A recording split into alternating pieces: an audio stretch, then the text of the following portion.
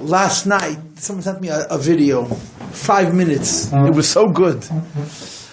Where Yossi Jacobson meant a Yid, mit Ashtraimel, mit Peyes, with the Shmoyne Begodim. And they were talking, look at this, a groise Chusid. And they talk about Rebiztin. Shalom Rebiztin. So this guy says to Yossi Jacobson, what's with Rebiztin? It's taka azanar. It's taka azanar. Yeah, in other words, he taka believes in the Eibishter, but the ganze Meises. A chsidische Yid, with pious, with a stram, with a greise buet, the greise bekish system. It's a taka azanar. So he thought that Yossi is going to say, yeah, ein echanami. So Yossi says to him, he takes him 5 minutes to tell a story. He's just a great storyteller. But he says to him, you know, I don't blame you. Shalmodcha grew up by the Rebbe. Where? By the Rebbe. Oh. He saw a lakus. You never saw a lakus. So to you, religion is either politics or a fool. I don't blame you for not appreciating his emunah. In other words, to you, a person who really believes is either a businessman or a fool. That's what he said, either a politician or a fool.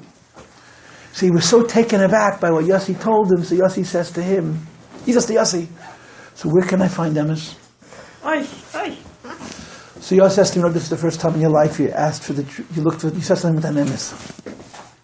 And he tells him, I'm telling you this place is where you could find emes, but you have to be open to it. And then once you'll see emes once, you'll see emes everywhere. It's a moirendike meise. It's a moirendike meise. A real Chabad meise. Mommy, forgive me. It's a real chassidische meise. Okay. Unfortunately, Chassidus has become Chabad. I don't know why. Nowadays it's all over. The Baal Shem Tov gave the world a munah. Today, everybody wants Chabad. Anyway, let me finish my word. I'm listening to Rebbe talk Purim. I'm going to talk about Chav Shvat. That's my topic. But I'm walking here, listening to Rebbe talk Purim. And the Rebbe, every Purim said the same speech. This is the first Sikha. It's a very long Sikha. What's the Nekuda of the Sikha? The Nekuda of the Sikha is a Yidden have nothing to do with Teva. Finished. And the Rebbe says, "Man geht nicht nach Diplomatie."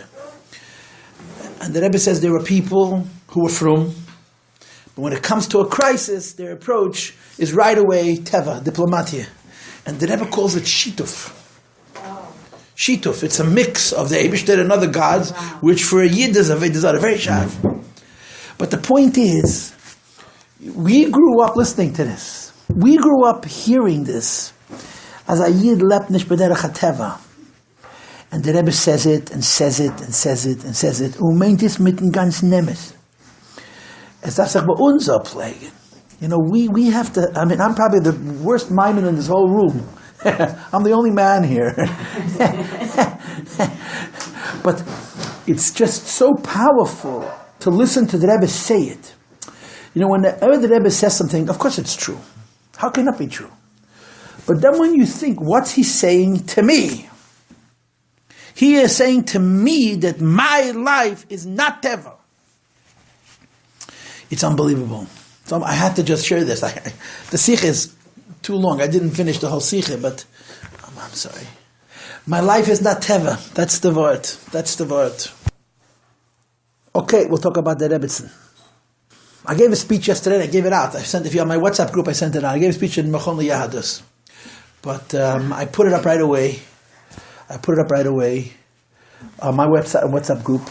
So someone sent me back a message this morning that the talk was very sad. Oh, make it happen. Did you hear the talk? I didn't. What I did was I described my experience of Chav Shvat. That's what I just told them. I was saying to the Bachachana girls. What's the number of the WhatsApp group? Oh, you have to talk to me after class. I'll talk to the class. It's my website. I have a website. Ariella has a website. I have a website. Most of the stuff that I have website is from her. This happens to be from someplace else. It's I teach more than one place. I just described to them Chav Shvat in my experience. And the Rebbe opening his home. And the culmination of it is, the conclusion of it all is, and I just saw someone sent me also, today you get so much information, you go out of your mind.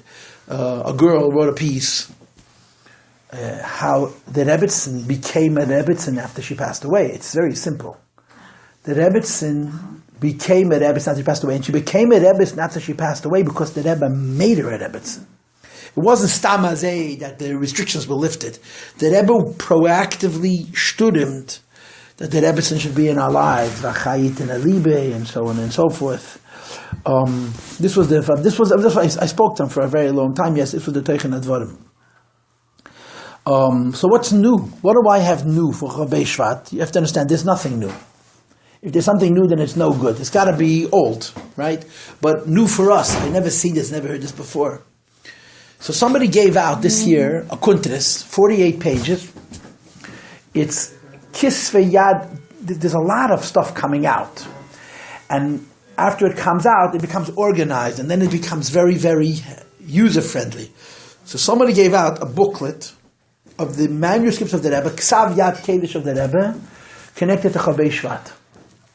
All the good stuff is there. It's all in one place. So I got it. I downloaded it. It's 48 pages. I wasn't going to copy 48 pages. You know how it works. One page is a manuscript. The next page is the typed version of it. It's very stretched out. It's made into a whole booklet. It should be 5-6 pages, and it's 48 pages. So I copied a few pages. But there's things that I've seen before that I want to repeat, and things that I've never seen before, which are very special. And the thing which to me is new, which I've never seen before, is that Rav Gavriel Tziner wrote the Rebbe a letter after Shiva. And the letter begins with him writing to the Rebbe that as the Rebbe instructed me, I'm writing clearly. And I'm not sure if writing clearly means that he typed rather than wrote the letter so that it's legible, or that he didn't speak around the bush, he wrote straight. It's a long letter, very long letter, where he observed a whole variety of different minhagim of the Rebbe during the Shiva and commented on them from a perspective of halacha. And the Rebbe answered every point, every single point. And in some cases, the Rebbe actually tells him where to look in Sfarim, Shulchan Aruch, and other places. The Rebbe Pashut answers his questions. In those years, if you asked the Rebbe a question in halacha minig, he's answered out of. Harav Gavriel Tziner was a yotzim in a cloud. The Rebbe was very makad of him, very involved. The Rebbe used to answer his questions in halacha minig. He's not so old. Gavriel Tziner, he's alive and well. Yeah, and this is 25 years ago. And Mistamba was not 25 years ago. Yeah, right. He's one of the biggest. His bekiyas. My Misnagdish cousin say his bekiyas is marvel. His yeda, how much he knows, it's extraordinary. And he wrote a lot of Sfarim HaHalacha. He was connected to the Papa Rebbe. I don't know who the Papa Rebbe was, but upon him, the Papa Rebbe, he must have been, besides for being a Chassidish Rebbe, he pushed a big gun. And when the Papa Rebbe passed away, he basically went to Rebbe shopping, like Reb Mendel Wechter. And he ended up here. He's really, he makes Sheva Brachos in 770. He's always Messiah, Tzima Rambam. He always speaks to Rambam. The Rebbe spoke, he should speak with him. He's Mamish a Chassid. He's a big Rav. He's one of the biggest Rabbanim in New York today. Anyway, so there's a lot of, one of the things he writes to the Rebbe is that he's thinking to make a sefer on Avelis, but he's asking the Rebbe whether it's appropriate because people say Daf sich nicht kochen in Avelis. And the Rebbe writes that you must make a sefer on Avelis, especially in the city of New York, the Rebbe says, because it could be la frusha mi yeshura mamish. The Amaratzes, when they come, the Amalek Zeiten, they didn't learn Hilchos. But if you don't know, if you don't learn, you don't know. If you don't know, you make mistakes. So the Rebbe says, stop with the no learning, learn and know, and don't make mistakes. The Rebbe answers every point. One of the things that's interesting is that the Rebbe says that, and now I'm paraphrasing, this is me talking now, because the Rebbe says exactly 2 words, that so many people came to Menachem Avil. And so many of the people, most of the people who came to Menachem Avil, the Rebbe did not have a chance to greet them. So they just walked into Menachem Avil and they left. So the Rebbe says, if I understand it correctly, that Shalei Levayesh, not to embarrass those people who he's not able to greet individually, because there are so many of them, he's making one psiche. The halacha is, when you go into a novel, you're not allowed to talk until he talks first. Mm-hmm. So the Rebbe said, I made one psiche, I opened up once. When the Rebbe came home from the Levaya on Wednesday afternoon, after Mincha he spoke. And the teichen of that psiche was that even though it comes to Nicham Avel, Menachem Avil, which is a Halacha l'Moshe Sinai, whatever it is, the Avelis and Nichma Avelim. Avelim, 7 days of Avelis is Halacha l'Moshe Sinai. It's not a Deiraisa. Halacha l'Moshe Sinai is whatever. It's someplace in between a Deiraisa and the Rabbanon. But Nichma Avelim is not a Deiraisa. But so Nichma Avelim we don't do till the 3rd day. But V'ahavta l'recha kamocha is a Deiraisa. And V'ahavta l'recha kamocha you have every day. So the Rebbe says you're not Menachem Avol, it's Menachem Avol. You're Menachem Avol to Avos Yisrael. That's how the Rebbe opened up the Shiva. But the word that I saw, which I've never seen before, and I didn't have a chance to properly develop it, is that the Rebbe writes to him that the Rebbiztin Chaya Muska's name is גימטריא Ace. Aleph Ayin Tov, 470 is Ace. Ace means an hour. And the Rebbe is mitzayin to the Kehelas. Lakel Ace Uzman. Ace Melchama, Ace Shalom, Ace Bestach, Ace... This Chav Ches Itim. Ace means an hour. And everything has a time. A time for war, a time for peace, a time for love, a time for hate, a time for speaking, a time for silence, a time for happiness, a time for sadness. Chav Chasitim. And the Rebbe writes that Rashi translates the word ace as a dor, as a generation. And I just looked at it again, and what it says is that Rashi translates ace as a dor, specifically when it comes to ace lamus, that the ending of a person's life is the end of a generation. The other ones is a minute, and this one is a whole generation. But this is a new word. And the Rebbe says that the point they're trying to make is that the Rebbiztin is even a generation, which is interesting. And the Rebbe says it's not pshat, because the pshat of ace means a moment, right? Yeah, the pasuk says Lake'el zman va'ace. Ace means an hour. Zman means a time. If you think about the difference between the two words, it's like Desha and Esav. Zman is a generic term. All of time goes under the category of Zman. Within Zman, you have a second, you have a minute, you have an hour, you have a day, you have a week, you have a month, you have a year, you have 7 years, you have 50 years. Zman is a klal, right? Zman is a klal. Ace is a prat, right? You know, in davening we say,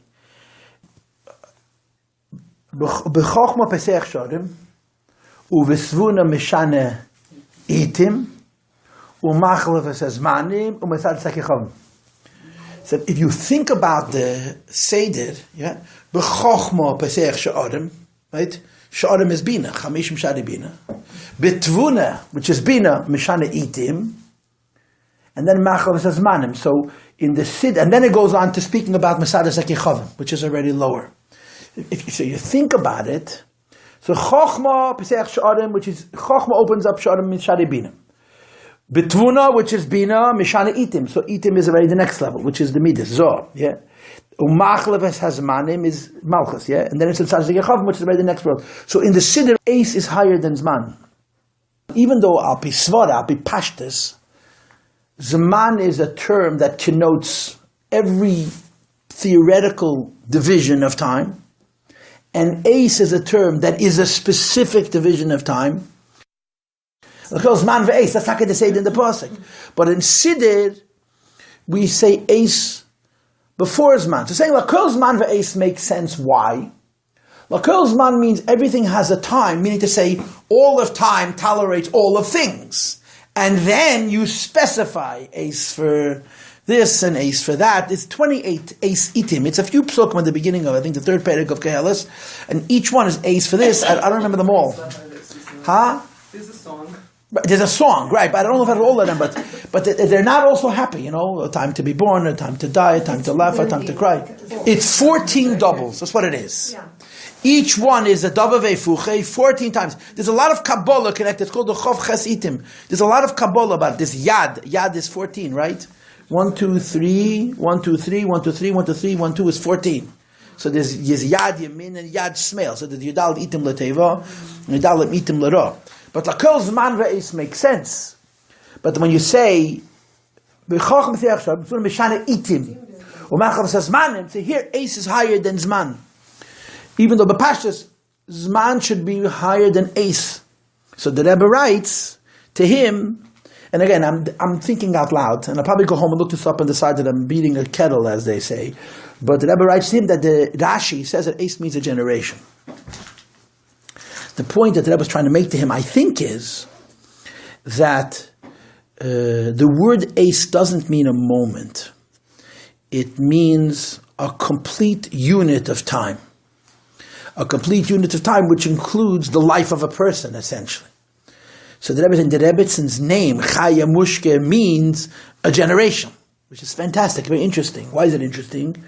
Because 4 years later, in Tafshin Nun Beis, Chof Beis Shvat, the Rebbe spoke about the Rebbiztin and talked about generations. It's so interesting how the Rebbe did this. The Rebbe said this is the generation of the Friedrich Rebbe during his physical lifetime, This generation of the Friedrich Rebbe after he passed away during the lifetime of his daughter, and then this generation after the passing of his daughter. The Rebbe spoke drei Deires. There's 3 generations. That's how the Rebbe referred to it. The generation of the Rebbe, the Friedrich Rebbe.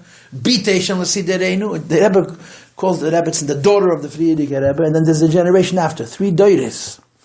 3 Deires. 3 generations. In Aramaic, a doir means a shura, a row, right? B'chol doir v'doir. Anyway, b'chol even. What the Rebbe is saying is that the Rebbiztin's person has to do with time. How do I explain this to you in philosophy? A lot of people ask, okay, every generation has a Rebbe, yeah? How long is a generation? The answer is, depends how long the Rebbe lives. It's very simple. How long is a generation? How long is a generation? Yeah, every generation has a Rebbe. Yeah, everyone has a Rebbe. So the generation of the Rebbe was how long? 40 years. The generation of the middle Rebbe was how long? 18 years. Or 15 years. The generation of Tzemach Tzedek was how long? So how long is the generation?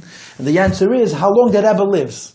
Come on. A generation has to have a fixed number. 20 years, 25 years, 30 years, 50 years. A generation has to have a constant definition. But it doesn't. Why does a generation have a constant definition? Because there are about people who are balabatim over Zman. Wow. For me and you, and for my children and your children, a generation is 20 years or 25 years. I don't know how long it is. I think this Chalukei Day is how long a generation is. Either 20 years or 25 years. Why? Because after a certain period of time, there's a new generation of people who grew up in a different time with different values and different influences and different philosophies. So it's a new generation. Now, Baruch Hashem, today we live 3 generations, 4 generations. We live into the 5th generation. But when we reach a certain age, we look at the young kids and we see they're the present. And we're enjoying, from our perspective of seniority, and I'm not there yet, but some of the people in the room are getting there soon, what's happening in the next generation. But you define a generation by time, by a number of years, because that's what happens. Time passes, things get forgotten, things are created, things are born, things die, and so on and so forth. But then there's a different kind of generation. A tzaddik's place in the world is very different than everybody else's place in the world. And I think I saw this. I think I saw this in the Maimah from the Rebbe. But maybe I didn't, okay? The vort is, there's a basic difference between how a tzaddik comes into this world, what's the mission of a tzaddik in this world, and how an ordinary person comes into this world. What's the mission of an ordinary person in this world? Of course we know, and it's true, and it's so wonderful, yeah? The mission that we have in this world is to do what the tzaddik tells us our mission is, because in fulfilling the mission of the tzaddik, we have the best that a person could possibly have is this relationship with the tzaddik. Who's doing who a favor? You understand? We have a connection to the Rebbe, and we're, Eved Melech Melech, right? Someone who's not a Lubavitcher says about Shalom Mordechai Rebachkin, that's all you need to hear. That story tells you, Bemis, this is Chassidus. This is your father. This is your father. This is Chassidus. Chassidus Emunah is emes. It's not philosophy, it's not politics, it's not foolishness, it's emunah, it's emes. Yeah, and this is what we have because of our connection to the Rebbe. But balbatash geret, in other words, speaking about it in a more generic way, we come into this world to raise up a piece of this world. To raise up a piece of this world. And to raise up a piece of this world means we take it away from this world. A tzaddik comes into this world to take over a piece of this world and to make it his. There's a big difference. In technical language, one is Ratzeh, another is Shuv. A regular person comes into this world and he wants to take something with him. But the world remains the same world. It doesn't take over the world. A korban, an aliyah, you raise up. A tzaddik is hamshocha. A tzaddik comes into this world to make a piece of the world his. And as the Rebbe would say it, once a tzaddik makes a piece of the world his, it's his forever. A tzaddik takes over a piece of the world, it's his forever, it's his shtickle. But when you say that a tzaddik takes over a piece of this world, he takes over a piece of this world in three aspects. The material of the world, the space of the world, and the time of the world. The time becomes his time. We pass through time. The Eibusha gives us time. But our relationship with time is what we do with it. We don't own the time. We pass through time and we do whatever it is that we need to accomplish. So if there's a certain number of years pass, who's he? Somebody once told me that there's three madregas in life. Who's he? Oh, you see that person? And they're still around. There's a drei darges in life. There's three madregas. Who's that person? And you see that guy? And then this is you pass through. But a tzaddik becomes a balabayas. So whatever amount of time, whatever amount of space, whatever amount of world he takes over, he defines by himself. So b'meila, what's a generation? For a tzaddik, a generation is as long as he lives, as long as his influence remains on this earth, is a generation. The Rebbe gave the dugma for Shimshon HaGiber. That Shimshon HaGiber was a shefet for 20 years. But it says in Tanakh he was a shefet for 40 years. And the Gemara asks the question. And the Gemara says it took the Plishtim 20 years to figure out that Shimshon was dead. It says for 20 years they were afraid of Yidden because they were afraid Shimshon HaGiber would come and he was dead. They knew he was dead. They were there when he died.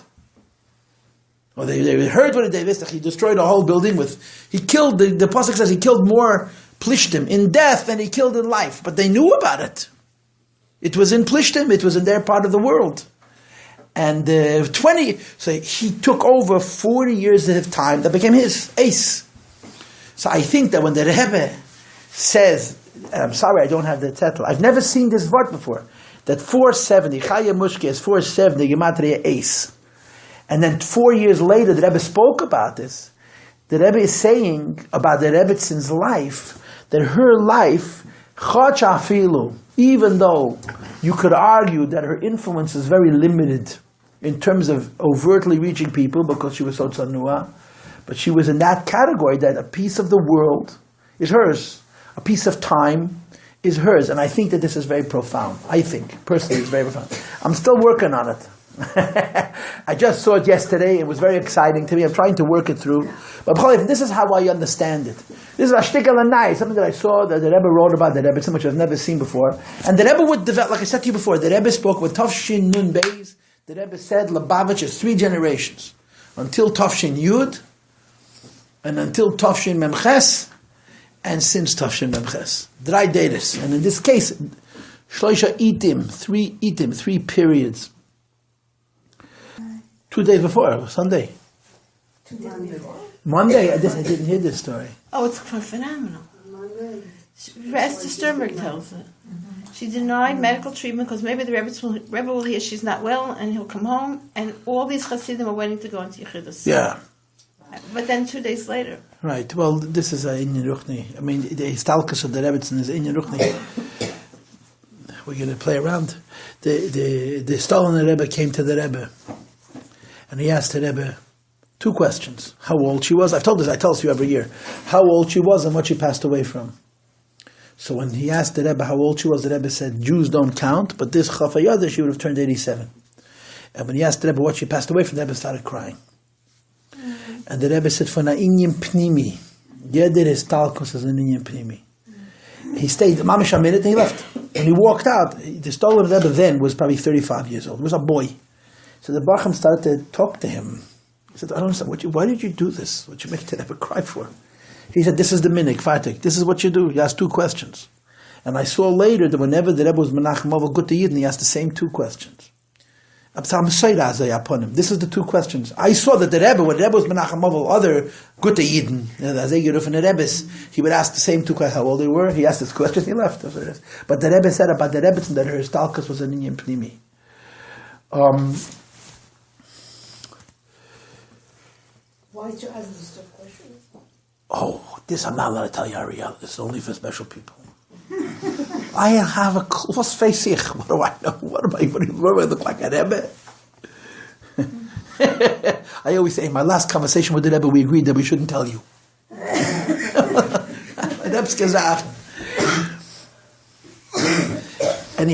Anyway, what do I want to share with you? I can go in so many different directions. I guess I'll share this with you. That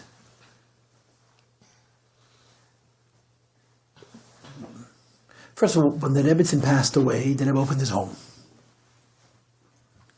And when it happened initially, right, the Rebbe said he's davening in the house. The Rebbe said he's sitting shiva in the house where she lived. The truth is, it's very understandable. But in my mind, based on how we didn't know the Rebbiztin, the Rebbiztin was not part of our conversation. The Rebbiztin was literally out of sight, out of mind. For the average Lubavitcher, I'm not talking about Mrs. Feldman and Mrs. Spielman and and Ariella, I'm not talking about the locals. But for us, the neighbors and friends. But for us, the Rebbiztin was there, and we knew nothing about her. So in my mind, the Rebbe was opening up his house for Shiva, and after the Shiva, he's closing up his house, finished, no more. Which is, of course, not what happened at all. The Rebbe opened his home, and what struck me was that at the end of Shiva, the Rebbe said that I think there's a custom that at the end of Shiva, you mishtalt mashke, you make a fabrengen.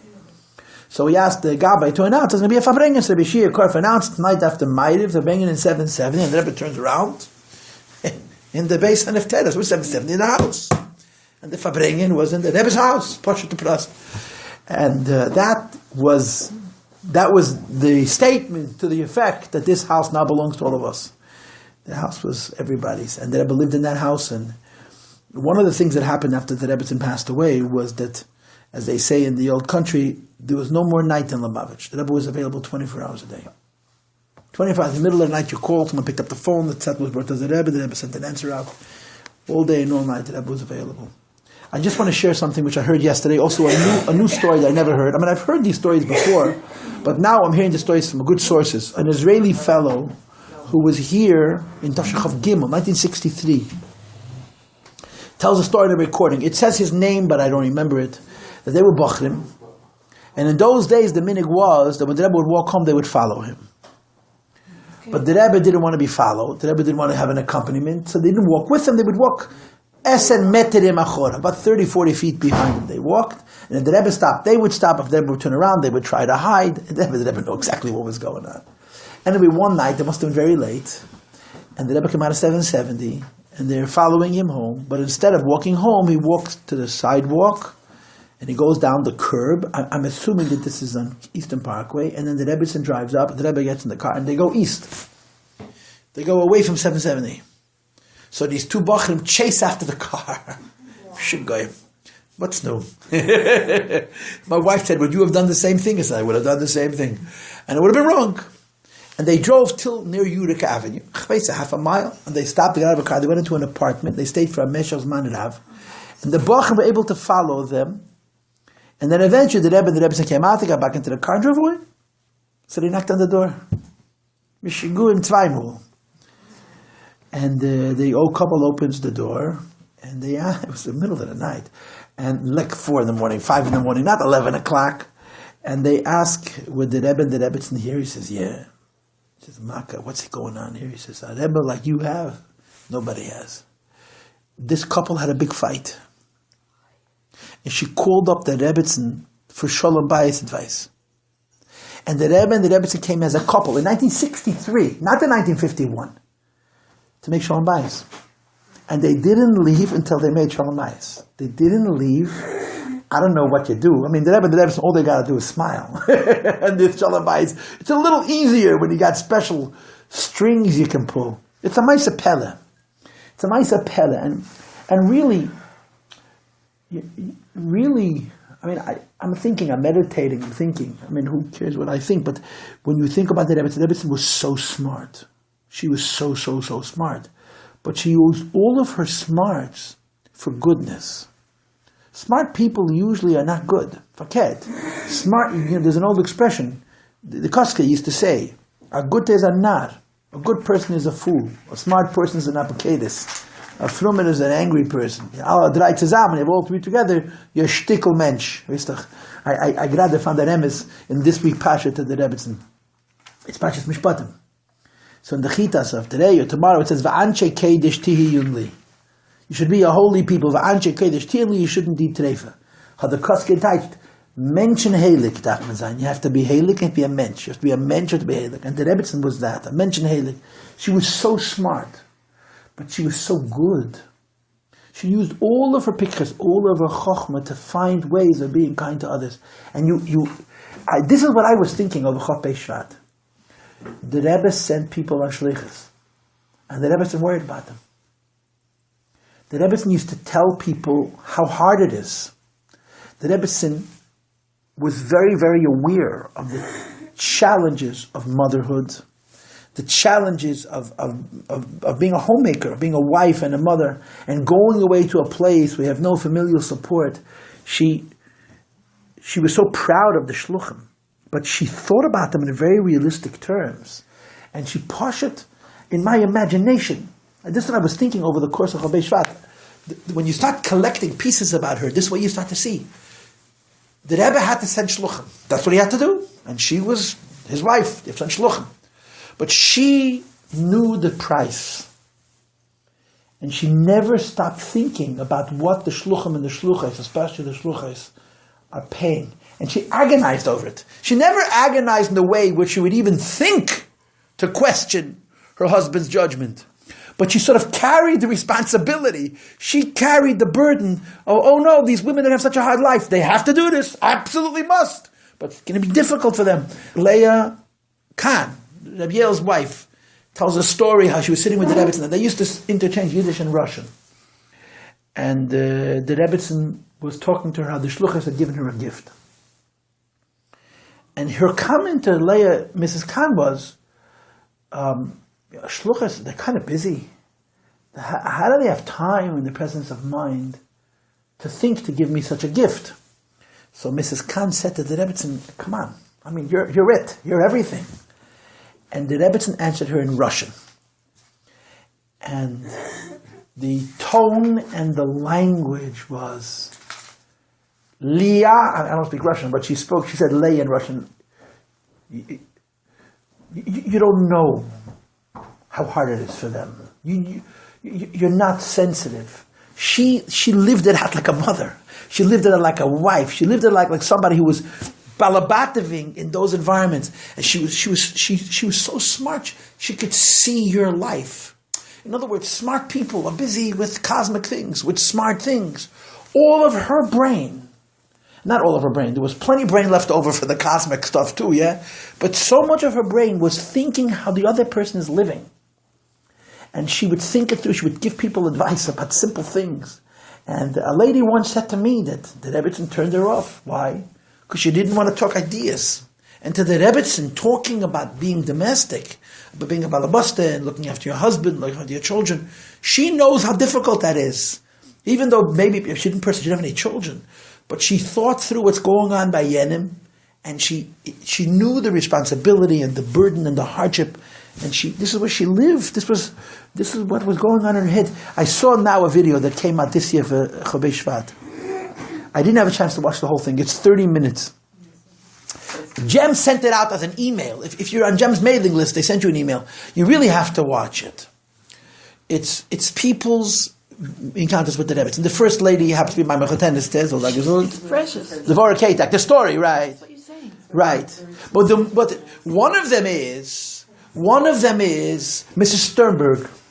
This story is so, it's really, it's too, the more you think about it, the more you realize how much brain she put into people.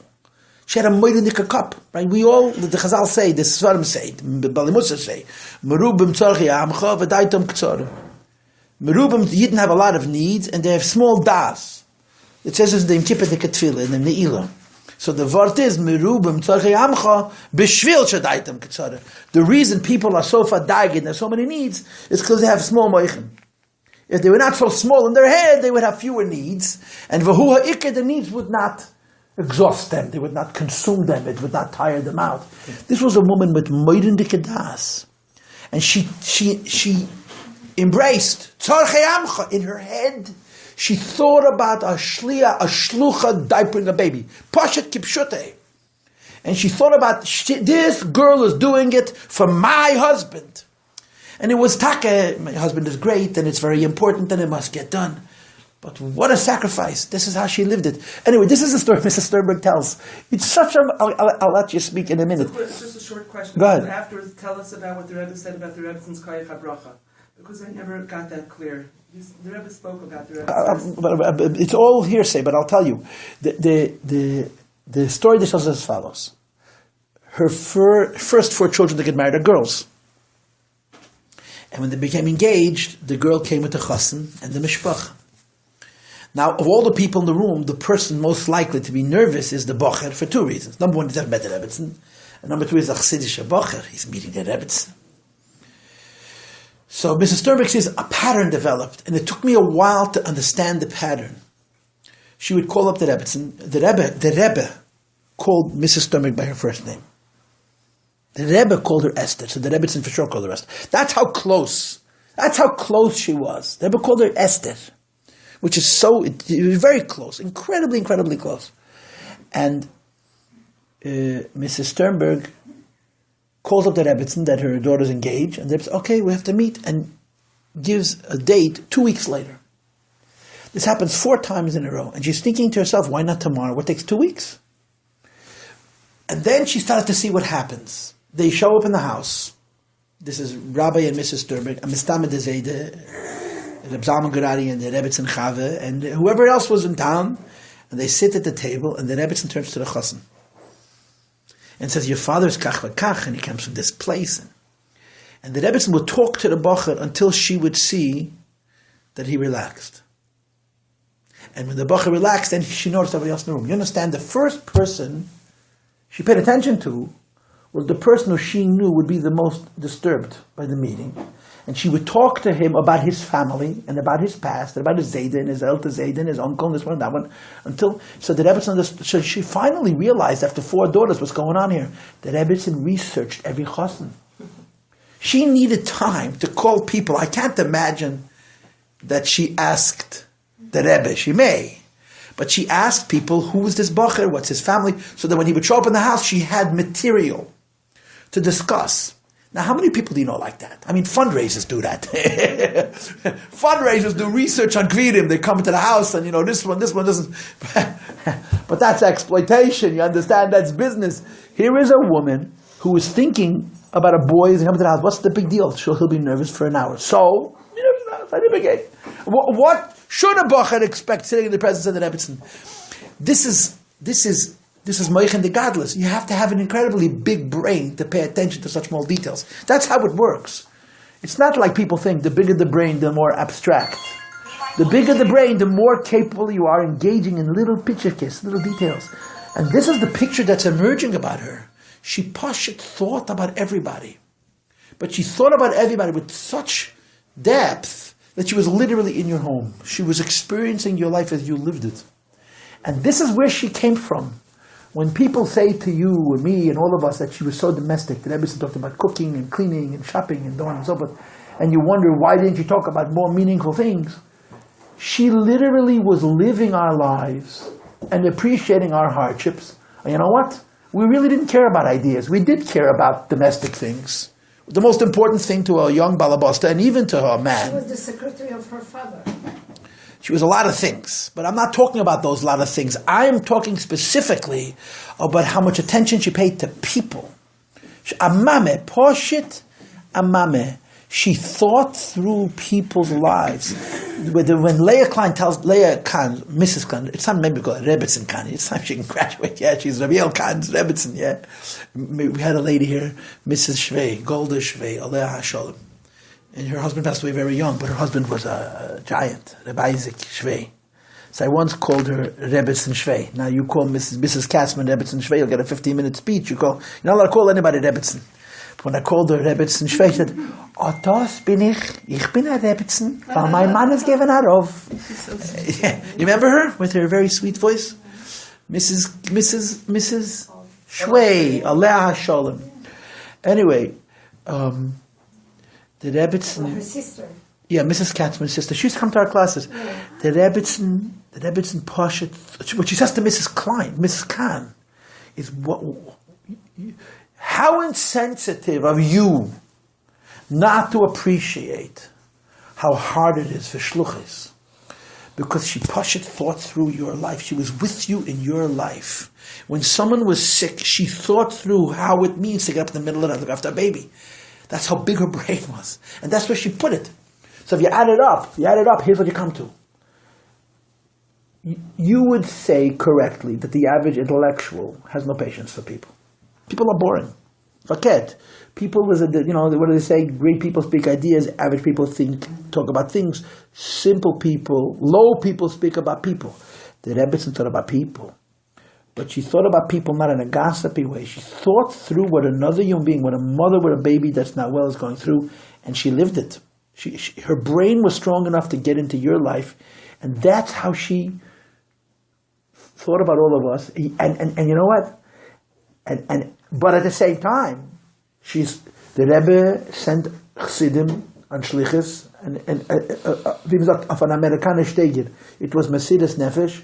Her father sent Chassidim on Shlichus. In Russia, where it was Mesidas Nefesh Kipshutei, she understood that this has to be, but she lived the human half of this whole thing. In other words, she never said to her father, "Stop sending shluchim, they're going to get killed. If this what has to be, has to be." But she as a daughter of a Rebbe, I'm just imagining that this happened in Russia too.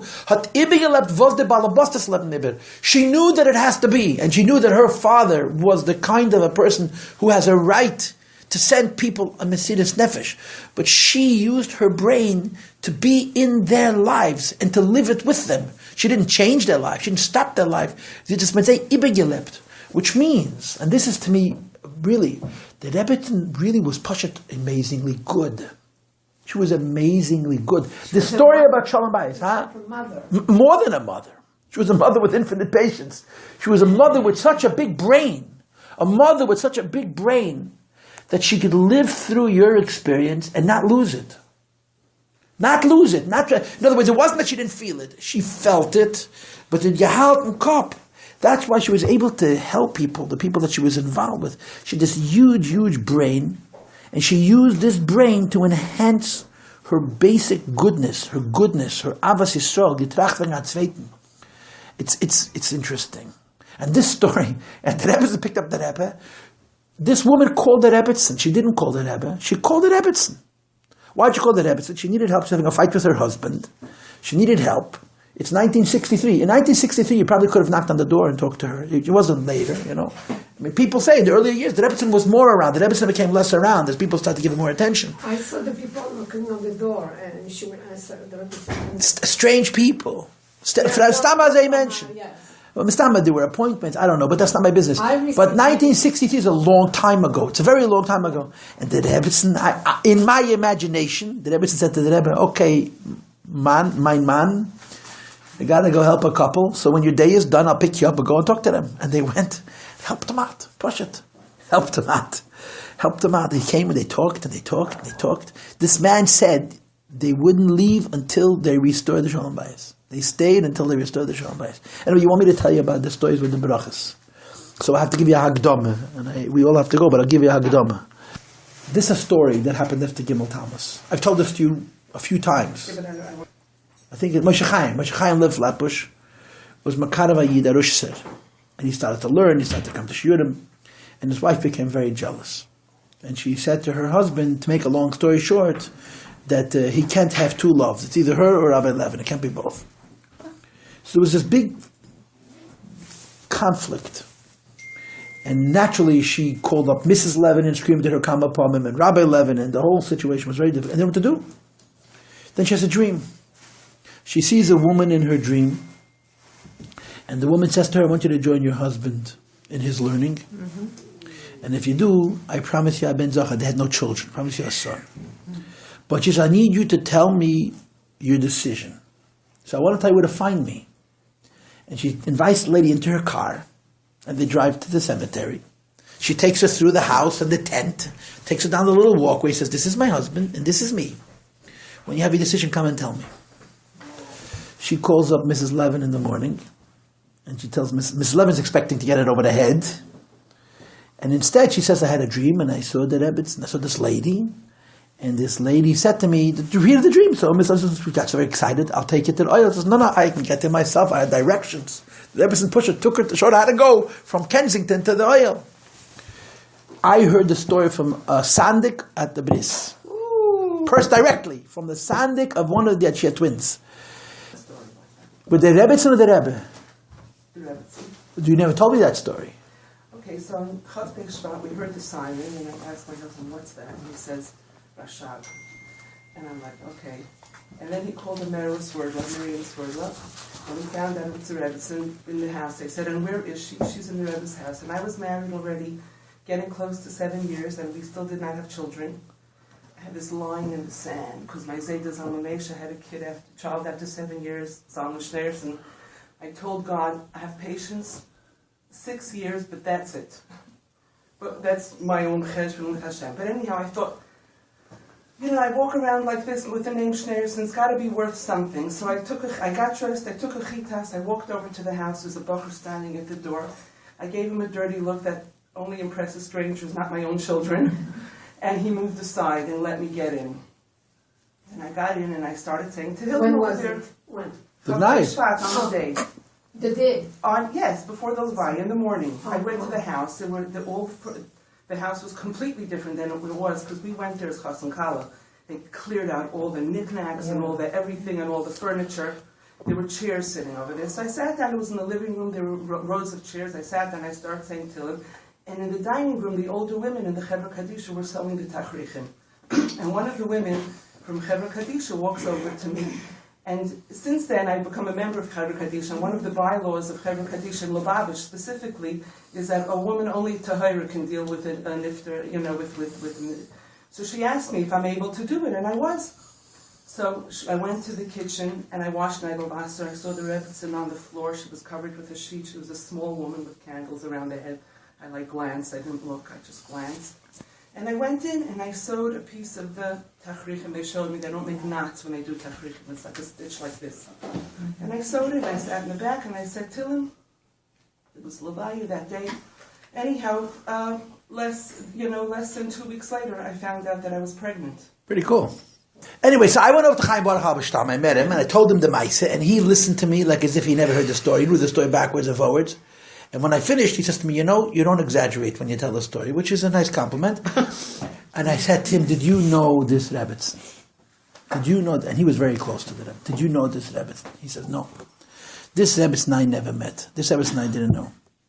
Anyway, the story is that Chesed Halberstam, the 19 Tashon Lamed when they had the 50th wedding anniversary, so the Sheikh Abad sent the Rebbiztin roses. And along with the roses was a card for women who were not nifkad bezara chaya v'kama, women who did not have children. So Chesed took the roses, and he somehow, however he did it, he gave it to the Rebbiztin. He took the card and went upstairs and he brought it to the Rebbe. The Rebbe takes a look at the card, and the Rebbe says to him, it's addressed to the Rebbiztin. So he says to the Rebbe, but it's for Brachos. So the Rebbe says, he can't bench. So the way Chesed tells the story, so he said to the Rebbe, if the Rebbe can bench and the Rebbiztin can bench, what's the difference between the bracha of the Rebbe and the bracha of the Rebbes? So the Rebbe says to him, you learned derech mitzvah. So he said, yeah. Oy bazoi verstehst du the chiluk zwischen Mamala Kalaman and Sevav Kalaman. So you know the difference between Mamala Kalaman and Sevav Kalaman. My bracha, the Rebbe is like Mamala Kalaman. You have to make a keli. The Rebbe's bracha is like Sevav Kalaman. You don't have to do anything. Anyway, since I heard that story, I visit her on a regular basis. I don't mind free ones. Okay. There's a story that went around last year this time. And it was a tape, an audio. A bacher bumps into a man who's in his 50s or 40s in Manhattan. And he has to put on film, so they come to talk. He says, to the Rebbe, says, I got a story with the Rebbiztin. That his mother came to America from Russia. His father was unemployed, and his mother was living with her mother, And she was working for Frieda Kugel. She was working for your aunt in the shaitel business. And the Rebbiztin called up, and she picked up the phone, and she asked to speak to Mrs. Kugel. By the way, your aunt is on the video. And you know what she says? The Rebbiztin was very careful never to talk anything intelligent with me because she knew that I'm not going to know. She didn't want me to feel unintelligent. So she waited for me. Oh! But your aunt had... The way she tells it, it's drizzen durch and durch. Your aunt's drizzen, right? Of course. Through and through. I can see your father. It's the same exact Russian accent. But anyway, so this lady picks up the phone, and the Rebbiztin asks for Mrs. Kugel, and Mrs. Kugel, and she said she's not, right, Mrs. Kugel, yeah? She's not in, and then the Rebbiztin says, what is your name? She has her name, and they figure out that she speaks Russian. In 2 seconds they're talking in Russian, and the Rebbiztin asks her how she's doing, and she starts crying. One of the reasons she was crying was because I think her mother had pancreatic cancer. And the Rebbiztin said it will be okay. She lived 20 years. It's a miracle. She lived 20 years. Wow. It'll be okay. It'll be okay. 20 years. Nobody lives 20 years with pancreatic cancer. And the story happened 35 years ago. Not today.